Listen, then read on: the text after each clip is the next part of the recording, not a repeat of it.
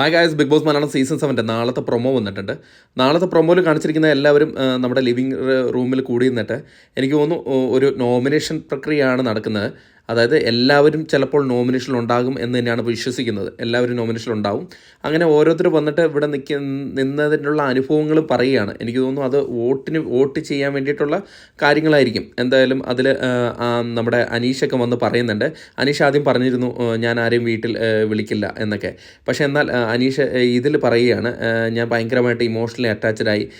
ഞാൻ നേരത്തെ പറഞ്ഞിരുന്നു നിങ്ങളാരും വീട്ടിൽ വരരുതെന്ന്. പക്ഷേ ഇപ്പം ഞാൻ എല്ലാവരും വീട്ടിലേക്ക് ക്ഷണിക്കുകയാണെന്നുള്ളൊക്കെ കാര്യങ്ങളൊക്കെ പറഞ്ഞിട്ടുണ്ട്. അപ്പം വളരെ ഇമോഷണൽ പരമായിട്ടുള്ള കാര്യങ്ങളൊക്കെയാണ് പറയുന്നത്. എനിക്ക് തോന്നുന്നു ഇവരെല്ലാവരും നോമിനേഷനിൽ ഉൾപ്പെട്ടിട്ടുണ്ട്.